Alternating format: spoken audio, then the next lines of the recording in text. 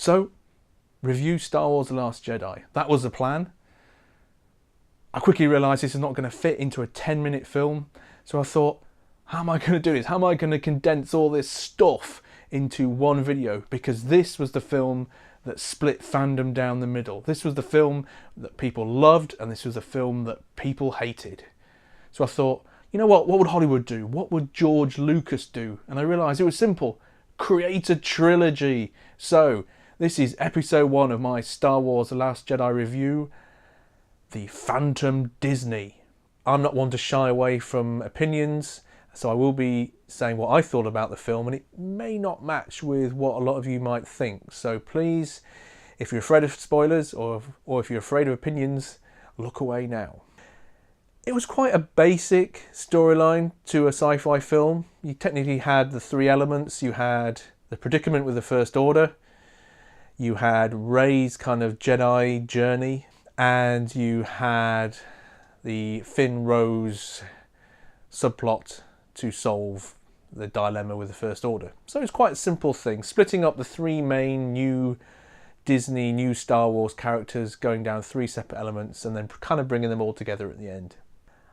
Overall, I like the film. I thought it was better than Force Awakens, and they developed this new kind of Star Wars universe a bit more, brought in some new elements and created some new sort of dilemmas and new characters. I know there's been a lot of criticism for the way they went about treating the old characters and some of the established kind of fandom. I will say that there is a really brilliant YouTube video out there that I've linked in the description of this video, which actually describes near enough 90% of what I would have done to make the film even better. It's very good at sort of saying, right, okay, we're not going to change the storyline, we're not going to go all fanboy on it, but in the confines of the storyline that was presented on film, here's what we would do to tweak it to make it better. And I say, apart from some pieces to do with Luke, I would totally agree with that film, and I encourage you to sit down and watch that, because I think it really hits the nail on the head when it comes to some of the minor changes that would have made this film even better. So, looking at the 3 major characters, so Finn, Rey and Poe, I thought they were, again, well developed by this new film, and it fleshed out some more of their characters that we saw in Force Awakens. I think Poe got the most development. Arguably, he developed into a bit of an arse, but he was developed nonetheless. In some respects, he became quite the heart and soul of the remnants of the rebellion, trying desperately to stand and fight rather than run and hide. And yeah, you can see where his passion was, and you can see why he did what he did. But actually, in doing what he did, he actually got quite a few people killed. That kind of got glossed over a little bit. Some of his gung-ho plans didn't really go according to plan. But anyway, I like Poe. I think he's a great character, and I really hope they can develop him even more. I think he's sort of becoming the Han Solo of this new generation, sort of very lovable rogue kind of character. So obviously good flying the spaceships, and you can see how that may progress further with whatever happens to the rebellion in the future. Finn was sort of pushed to the sidelines a little bit in this film. I know he was quite prominent in Force Awakens, and he was kind of now pushed to dealing with kind of the side mission. I thought the introduction of Rose was brilliant, and his interaction with her through that side mission was really well done. I thought his links to the First Order in the first film were great. The fact that he was a trooper, a stormtrooper, I'm surprised they didn't kind of build on that distrust amongst the rebellion, especially in the predicament that they're in, being low on numbers and actually getting hammered by the First Order. Having an ex-stormtrooper in their midst may have caused a bit of kind of ill feeling when push comes to shove, I don't know, but they didn't touch on that, and they kind of pushed Finn to the sidelines a little bit. Yes, he got to do a lot of action, and there was a lot of kind of moralistic elements of his storyline when they were going to get the codebreaker. But still, he kind of was pushed very much to the side until the end.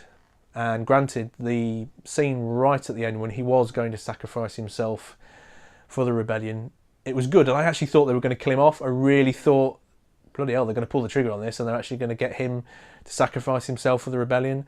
So when that Rose kind of sideline pushed him away from the big gun, the big kind of battering ram gun. I didn't actually see that coming. I was really kind of wound up in the moment, and I thought, you know what? Finn's actually going to sacrifice, actually going to kill him off, and it would have been a nice little twist at the end of the film to have him killed off as well as everyone else they killed off in the film. So to see that happen was good. I like the relationship with Finn and Rose.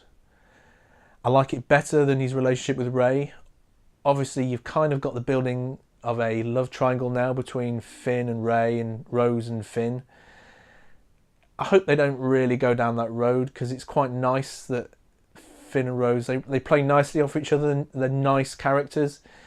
And to have Finn interacting with Rey, bearing in mind on where Rey is likely to end up, it's kind of been done before. It'd be nice to do something simple that kind of just works.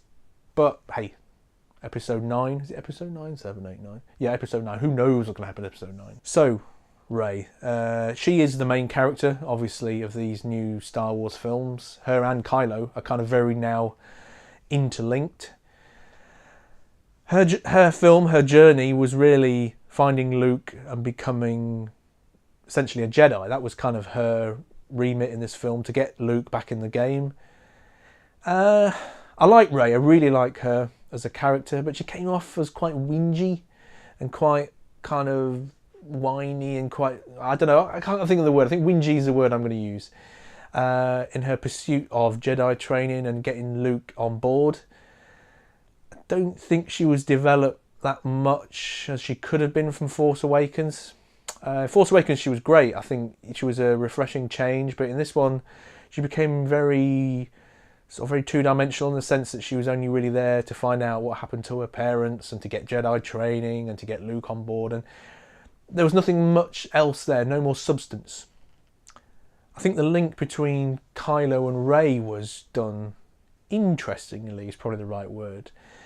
You can see where they were going with the two of them, probably from Force Awakens, but certainly through this film you can see that they are kind of the two sides of the Force. I'll come to Sith versus Jedi, but essentially at the moment you've got dark side with Kylo and the light side with Rey.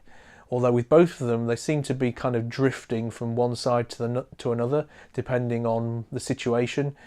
You've got Kylo, who is still, I think, very much torn between good and bad, light and dark, and Rey, who is embedded in good, but she's getting tempted by the dark. So they are both kind of 50-50, if that's right at the moment.